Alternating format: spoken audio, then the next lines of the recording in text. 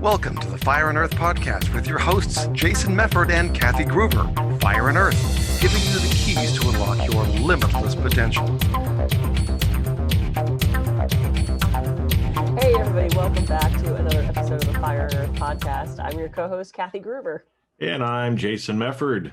And today we're going to talk about the new normal, right? We're going to throw another new in there because I know, as Kathy and I have been talking, we were living under a new normal for about a year. Now things are kind of thawing out, if you will. And so we're going back to a little bit of normalcy of what we had before. And making that transition is not necessarily as easy as like snapping your fingers, right? So let's just kind of get in, I guess, and talk about, because I know, Kathy, you said a lot of your clients are struggling with it. I know you and I are talking about, we're struggling a little bit with it. So what's going on and how can we get back to the new normal? Yeah, the new normal. Oh man, I was just getting used to the new old normal after the old normal. I don't know. There's so many normals. I've never been normal. So, I mean, I got an extra boundary there. What I'm finding is my biggest challenge is, so things have literally seemingly like that, gone back to the way it was before. My client load is booked. I'm booked weeks out. My in-person speaking gigs are coming back. Two court cases. I do expert witness work that have been dormant, literally in the same day said, okay, we're ready. So suddenly my schedule that was, do you want to play Pokemon in the house or in the hammock, became 30 people vying for my time. And it's stuff that I have to do. It's like I put things into place during the pandemic that are now all happening, whether it's guests on podcasts or TV appearances, or I'll write that article for you. I have nothing else to do. So now it's all happening. And there's a part of me that isn't ready to go back to being that busy. So I'm resisting that. And there's another part of me that I think kind of forgot how to be that busy. Like I set my Capricorn aside for a second and she was having fun not having to be in charge. And now I'm having to, set those boundaries again and figure out how to get back to that. And, the lists are saving me. And looking through my schedule and going, what do I have to say no to? So I think it's again about boundaries that I didn't need to have during the pandemic that now I've got to bring back. And I have a new perspective on that. Well, and it's interesting because there's been boundaries along the way, right? But in the, you and I are blessed, if you will, don't have small kids at home where, I a lot of people that I've talked to, they do have small kids. So they had to coming home, having the homeschool, having the whole family under the same roof, 24/7, they had to set some pretty serious boundaries at that point that they didn't have before, right? Like the door closed on my office means I'm on a call. Don't knock. Don't open the door and yell at me. Don't do that, right? And between this time and this time, it's school time, so we're going to sit down and I'm going to play teacher for an hour. Then I'm going to go back to work for 2 hours. Then I'm going to do this for another hour, right? So a lot of people were struggling with the new boundaries or how they were going to kind of change. And then, like you said, almost like a flip of the switch, especially here in California, the governor says, all right, with like a week or two of notice was all that every school district in the state, if you want your money, you got to be back in person in school, right? So all of a sudden, having, stepson and, girlfriend of stepson that are teachers, it's like all of a sudden this threw a big wrench in what they were doing and also from a parent perspective, right? Yeah. Now you got to switch back, or like you're talking about, you and I, it's like all of a sudden, things were kind of going along. They were still going along okay, but we were maybe at 80%. And then all of a sudden everything thaws and we're at 120%. I was just going to say, well, and for me too, because I had to stop seeing clients. I'm still doing a little bit of massage. And so to fill that time, I brought on coaching clients, people that I could either do from across the room or from across the world on Zoom. And so a lot of my massage slots, those times that people had, they're filled with something else. And so I've literally had people call me after a year and go, okay, I'm ready, I'll take my spot back. And I'm having to go, I don't, That 10 o'clock spot is gone. I don't have that anymore. You know, there's one woman that had bought a bunch in advance and she called me and she said, okay, I'm ready. And I can do the last one she paid for, but I do not have space for her. So I'm having to find my like voice of going, you know, I'm sorry, I can't see you anymore. You know, one of my most loyal clients, I've seen him every week for probably 16, 17 years. He's now down to every other week because I don't have the space to see him every week. So it's forcing me to find those say no boundaries, which I'm not real good at. You know, I'm not, especially with people that I've known for a very long time. It's like, I do want to keep seeing them and I can't. So how do I say no in a way? I mean, I figured it out, but it was a challenge of now saying no to people who just thought they'd walk right back in. Well, and I think that it brings up an interesting point too, right? Because I mean, everybody's going to have to make the decision of, do you like what you've been doing in the new normal under COVID, or do you want to go back to what you were doing before, right? And so again, I know like you've kind of changed your business around. I've done some things on my business as well. And it's like, do we want to go back to pre-COVID days, or do we want to choose to just continue kind of going the way that we're going? And that's going to be different for each person, right? I mean, some people are going to be like, no way, give me the pre-COVID stuff. That's what I loved. I hated this last year. And other people that are probably going, you know what, this wasn't so bad. In fact, I've reprioritized, you know, maybe what's important to me, things like that. I don't want to go back, right? Yeah. And so it really kind of becomes this introspection period for everybody on what do you really want, because you've got, again, a reason to make a choice or to continue doing what you've been doing. Which one do you want? Right. Well, and I mean, you and I have that choice. So many people don't. You know, I've got several clients who were in organizations who they've been out of the office for a year working remotely. And now their boss is like, okay, we're all coming back. And they're going, no. I liked afternoon romps with my husband and I liked walking the dog and I liked working by the pool. And what do you mean I have to come back? So, you know, for people who don't really have a choice, how do we help them adapt to having to go back to something that they're resisting? Yeah. Well, because I mean, that's a good question. Like you said, I mean, some research I've been doing about risks in the remote work environment. Some of the studies I was reading, 96% of people surveyed, 96, that's almost everybody, want either to work completely remote or have a hybrid schedule where they only go into the office 1 or 2 days a week. So this is something from a business perspective that, you know, again, maybe for people that are business owners, listen to your people. That's statistically significant, okay? Yeah. That you're just going to be pissing people off if you force everybody to come back into your place of business all the time, right? So are there ways that you can do things different to balance both what people want while also being able to, you know, provide the service that you're giving? And for some people, hands-on work like massage, you got to do that in person. Yeah, it doesn't work so well if you're over Zoom and you're like, all right, here you go. All right, you're feeling this. Nobody wanted to pay me. It was so weird. Yeah, I'd walk them through them like, you smell like lavender now. And I don't know, they weren't into it. Yeah, it's fascinating. And I know a couple business owners who were like, yeah, you know, they realized that they were just as productive working from home as they were in the office. So I think it's been a wake-up call for a lot of people. And I think anybody who has invested in like business property, anybody who's got commercial real estate is going, oh no, what's going to happen to all my buildings? Because you now don't need a 15,000 square foot building if you've got people working remotely or people that move back to Ohio and are working in California. And, you know, it's going to be a very interesting transition. And one of the challenges that I see some of my clients with right now is they might have 2 kids in 2 different systems, and one is still remote and one is now going back.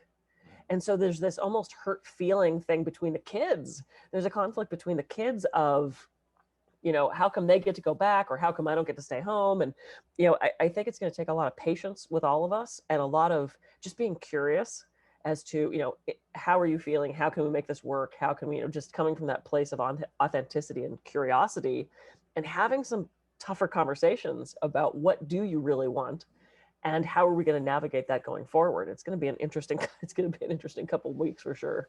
Well, and so let's kind of talk about that, because I know you said something about, the lists have been saving you, right? And so what are some things that people can go through, like you just mentioned there, of, hey, you need to start thinking about it and having some of these conversations with yourself, with your partner, maybe with your employer. So what would kind of be the process that people would go through? How do they kind of do that and figure out what they really want and what they should choose? Yeah, well, as you say, I think the first thing is, what do you want? I ask that question with every single coaching client, because if you don't know what you want, you can't get there. So I think it really is just sitting in that space and kind of reviewing the year and saying, what did I like from that? I loved having lunch every day with my spouse, or I loved walking the dog in the morning before work. If you have to go back to an office, how do you then incorporate that kind of stuff in? Or if you're now working from home, how do you find that balance point of figuring out those specific things of what did you like about the last year? What didn't you like about the last year? And then how do you bring those things or eliminate those things into the new normal? I think that's really important. And that's actually, because I've now gotten so busy, one thing I want to think about is, what have I liked?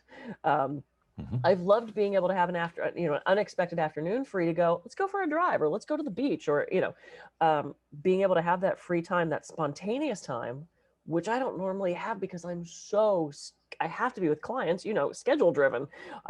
So like today I had a couple clients cancel and I went, woohoo. And I'm taking that time to catch up on my other stuff, unfortunately. So I think that's the first thing, is just figuring out what you liked and didn't like about this last year, and how do you keep that or eliminate that moving forward. I think that's one of the most important things. And then getting curious about that, asking your spouse, asking your partner, asking your kids, what did you guys like? How do you feel about this? How can we keep this going? What do you want this next phase to look like?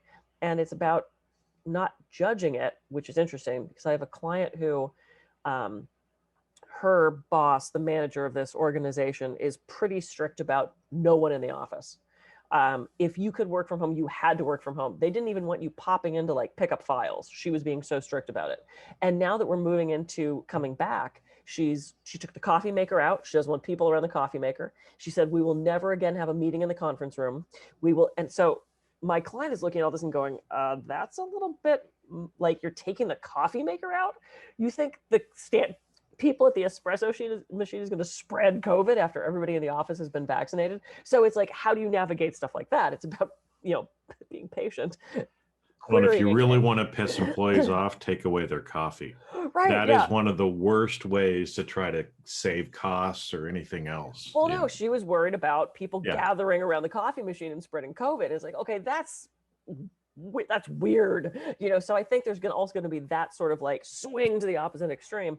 I used to go into that organization and do massage. I'm sure I'm not coming back. If they took the coffee machine out, she's not going to have me in the building doing massage, which is fine. I don't have time. So yeah, I mean, I think it's, identifying what you liked and didn't like, writing that down, and figuring out how to keep that stuff or eliminate that stuff going forward. I think that's a good first step. Well, I think as you're going through and doing those steps, to also think about the different possibilities, right? Because again, I think so much of the time we believe a story that things have to be the way they are. And especially now in today's environment, I mean, again, people they don't have multiple jobs, they have multiple careers in multiple industries, right? And so again, if you're looking at that and it's like, hey, I want that spontaneous time. I don't want to have to be in an office from 9 to 5 every day. Well, again, your history and your habit side of it is probably going to say, well, but I'm an accountant, and so I have to be in the office from 9 to 5, let's say, right? Well, there's accounting jobs that don't require you to be in the office 9 to 5, right? There are other options. And in fact, even if you're trained in something like that, you can choose to switch careers as Yep. well into something that is going to provide you with more of that flexibility. And Mhm. what you'll find is, I mean, a lot of times, especially like internet marketing companies, Yeah. it don't matter when you do the work, right? I mean, one of my people, they're working later at night. You know, Yeah. he likes to get up at 12 o'clock, but he Ooh. stays up until 2 or 3 a.m. Yeah. So, you know, when you've got somebody like that, and especially when a lot of the tasks don't have to be, you know, direct client interfacing, there are more and more jobs now Mhm. that allow you some of that flexibility. That's Yeah. another reason I think too, you know, we saw a big spike in entrepreneurism after Yep. 2008, 2009. I think we're going to see that again now, right? That another option might be maybe you start your own business, you Mhm. know, as well. There's a lot of other options for people to be, we call them bench workers in the industry, but effectively, you know, you work for like a staffing company Oh, yeah. and people pull you off the bench to use you on projects and then you go back on the bench. So Yeah. if, you know, this works out great for some people, they're like, hey, you know what, I want to work really hard for 2 or 3 months and then I want to take a month off. Yeah. Great. So they get on a 2 or 3 month project, they work really hard for those 2 or 3 months, they go sit back on the bench and say, I'm not available for the next month, Yeah. and they go travel Southeast Asia, right? I mean, there are people that do things like this in their job. And Yeah. so there's just a lot more options now than there used to be. Oh yeah. Well, and gone are the days, I think, where butt in the seat at 9, you get 2 10-minute breaks, you get a half-hour lunch, you're done at 5:30, you get your pension, you get those jobs don't exist anymore. And it's great. We were watching a documentary on Netflix last night about video games and the video game industry. And the first episode, it was fun. The first episode was about Atari and like basically how home gaming started. And they talked to one of the founders of Atari who said, look, Silicon Valley was mostly just, there was no Silicon Valley back then. And he said, you could show up in shorts and flip flops. You didn't have to, you showed up whenever you wanted to, as long as you got your work done. If you came in at midnight and did your stuff, we didn't care. And just think about, back in the 80s, how groundbreaking that would have been, because stuff like that didn't exist. And so I think now so many people got used to that. And I have clients that are like, I've been working remote. I'm never going back to an office. I'm going to travel. I'm going to work remotely. I'm going to live where I want to. And I can jump on Zoom if they need a meeting. And I went, cool, great. That's awesome. Well, it's interesting, like the video games too, right? I mean, again, people listening, you probably don't realize, but there are people making hundreds of thousands of dollars a year playing video games and having people watch them. Okay, this is actually a way that people make money now, I right? know. So the possibilities are really endless. And I mean, again, it's like sometimes it'll be a 15-year-old kid making $300,000-400,000 a year just playing video games after school. I Yeah. mean, right? I mean, that didn't exist 20 years ago, but it does now. So there's lots of different options if you don't limit yourself Yeah. when you're having these discussions. Yeah. So I think it's about being curious. I think it's about being open. It's about being courageous and setting those boundaries and knowing what you want. Figure out what you liked and didn't like, and try to incorporate that back in. Yeah.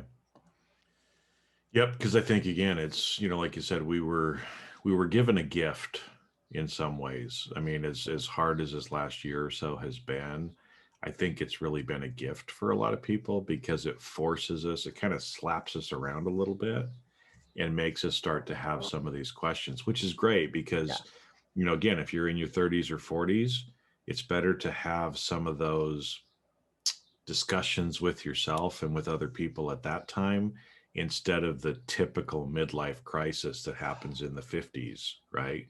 Yeah. And that's again why the midlife crisis happens, because, you know, we go through for so long and then we go, holy shit, I might only live another 20 or 30 years. What am I going to do with the rest of my life? Mm-hmm. And the more that you consciously choose what it is that you want to do and not have those expectations of what other people expect you to do, Yes. but actually do what you want to do, then your life really, you're much more aligned, you're much more free, if you will, and you're happier, right? Because again, you're not doing the grind, you're doing things that are actually helping you, right? Making you happy, the things that you love to do as well. Well, and to that exact point, what are your values? You know, we did an episode way when we first started the show talking about our values. Have your values changed over the last year? You know, do you now value more free time? Do you value more fun? Do you value more spontaneity? Is it still about fame, fortune, and accomplishment? So, you know, sit down and really think about what values were illustrated during this year, and moving forward, are your choices in alignment with that? Because I know my values have changed, and I need to sit down and figure out how to balance that all now that everything's back. So yeah, what do you value, and bring that back in. Fabulous, fabulous. All right, so that's how you prepare for the new normal, right? Start having some of those discussions with yourself, figure out what you want to actually do, and then just go out and start doing it. And you know what? The worst thing, maybe you make a decision you don't like. Make a new one. Yeah. Right? We can always change our mind. We're not stuck in stone in what we choose to do. Yeah, absolutely. Yay. This has been awesome. I'm so glad we had this conversation about the new normal. I'm hoping there's not a new normal, because I don't think I can handle that. That's going to be too many new news. Two new. Just two new news. Two new news. Yeah. I don't know. Okay. Hey, I'm Kathy Groover. I can be reached at kathygroover.com. And I'm Jason Mefford. I can be reached at jasonmefford.com. So go out, have some of these conversations with yourself this week, and we'll catch you on the next episode of the Fire and Earth podcast. See ya. See ya.